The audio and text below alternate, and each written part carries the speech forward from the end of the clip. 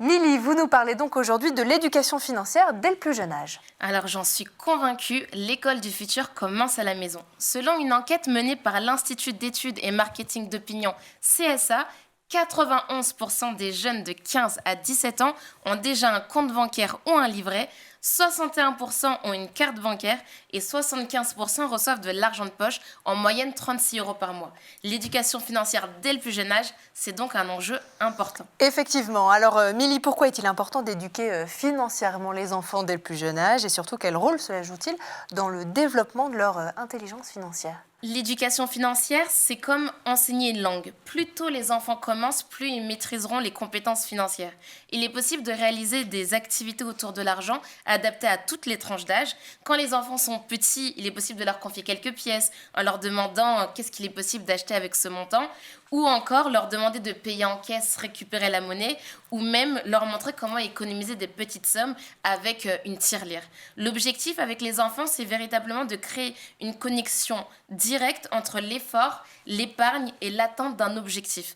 L'intelligence financière, c'est vraiment une compétence qui va leur servir tout au long de la vie. Ça, c'est sûr, et on s'en sert encore maintenant. Qu'est-ce qu'on fait pour les plus grands, Milly? Si vous avez des enfants ou si vous encadrez des enfants plus grands, vous pouvez vous rendre sur le site lafinancepourtous.com qui propose aux collégiens et lycéens des ressources gratuites avec des mémos, des quiz, des vidéos, vraiment tout pour s'initier à l'éducation financière.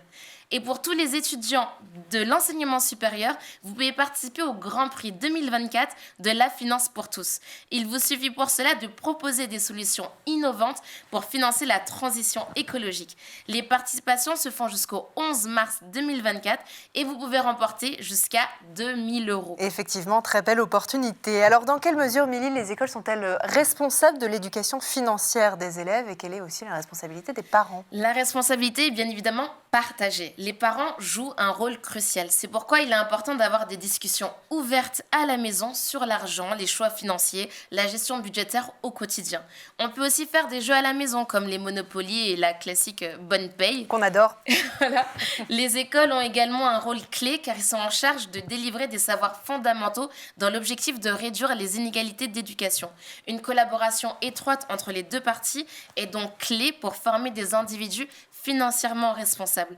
D'autant plus qu'à partir de cette année, c'est la grande nouveauté en France, avec le passeport EducFi, l'éducation financière devient obligatoire pour tous les élèves de 4e. Alors justement, Milly, est-ce que vous voulez bien nous en dire un petit peu plus sur ce passeport EducFi? Comment il contribue à l'éducation financière des élèves en France? Alors pour donner à tous les mêmes chances, tous les élèves de 4e vont avoir le droit à un passeport EducFi.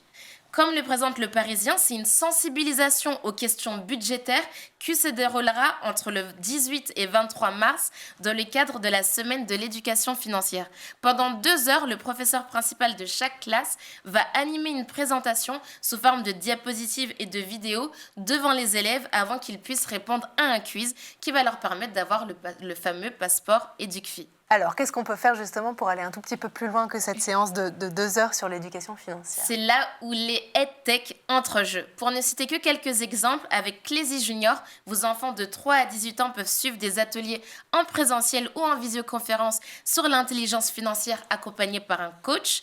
Il y a également Money Walkie qui propose un porte-monnaie super mignon et sans contact que l'on peut confier à ses enfants en toute sécurité pour des achats auprès des commerçants. Qu'on a reçu d'ailleurs dans l'école du futur il y a quelques temps. Ah, voilà. Voilà, évidemment. Et enfin, avec PixPay, vos enfants peuvent avoir une carte et une application de gestion dès 10 ans.